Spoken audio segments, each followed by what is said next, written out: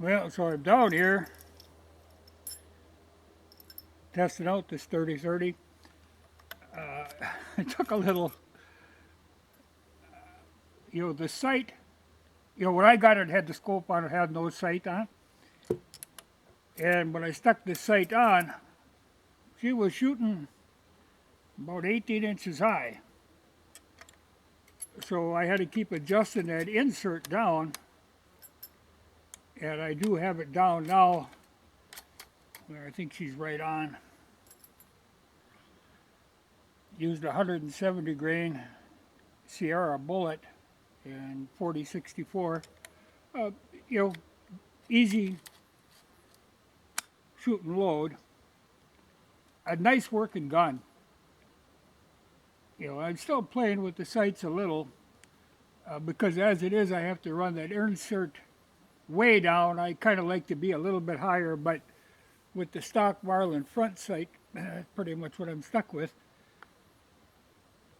Though I can shave just out to marbles too and get it up some. But good working gun.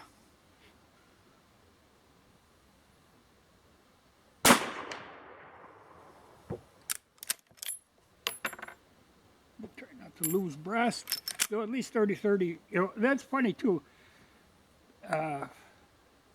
Somebody had said in the comments that they like to buy guns that are broke in. Well, it's particularly true on Marlins. The action on this is very smooth.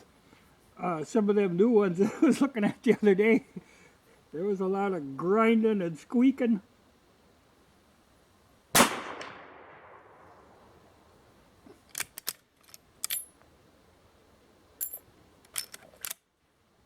Just very smooth.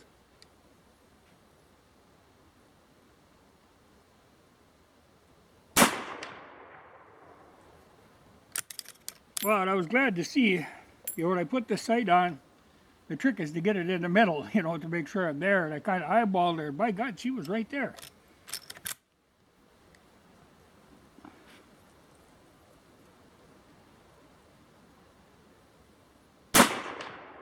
Just abnormally high. But I think I got that under control. Yeah, it's a nice working gun.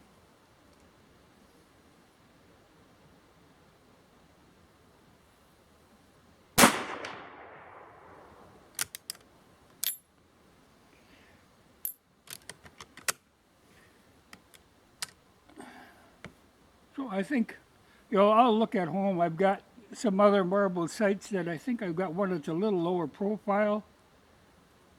I might check on that. But otherwise, I think this is probably pretty good. I appear to be shooting, like 2 inches above the bullseye at 100. Well, that's kind of in my acceptable range. I kind of like to be right above the bullseye, so I can live with that. Because now the next thing I'll do will be to take this wood off and do the pine tar like my 4570 is. And one of the things I want to get rid of is, you'll get this play in the front handguard. Now that always annoys me. Now I have a way of shimming them up with cotton string, that will tighten that up again. This always kind of annoys me when they do that rattling thing. But like I say, I've never been fond of this Mar shield that they put on. And there's some little dings in it, well, particularly up on the handguard. But when you put the pine tar on, they spring right back out with that heat. And you can see that's a lot. It's the same black walnut, it's just that it darkens it up when you get that pine tar on, and just works a lot better. Well, my 4570, I'm going to take this out and show you one of these days. I put this Lyman sight on it. Now, they come with 2 apertures.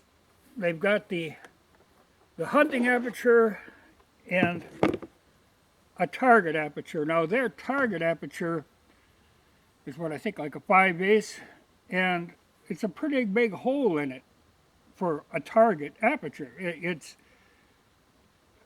you know really large. It would be absolute useless for hunting because it's too small a hole. You lose your target. But there's a guy who makes replacement apertures that are really a target aperture that are very small. Very small hole, but a bigger disc on the outside. And I've been playing around with that, and that works pretty good. It's a direct replacement for the lineman, and you can just switch them back and forth. It's no big deal. But that's what I want to do is get that wood darkened up to that. And now, at the same time I was out here, I did take that scope that came on the 336 and just playing around. I put it on my 1894 Model M, which is a 22 Magnum. Because it's an easy mount. It's just in 4 screws that goes right in. So I've been playing around with that.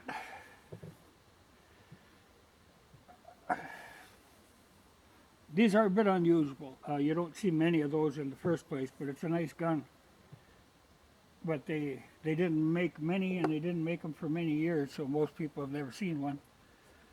But she will raise hell with a gopher. Though I did see that black cat was out gopher hunting. So that might save me a little aggravation. But now I can really load some more of these. But I'm very pleased with the gun. Nice looking, nice handling, very smooth working. Much better deal than buying some new one that I wouldn't be happy with. This one I'm happy with.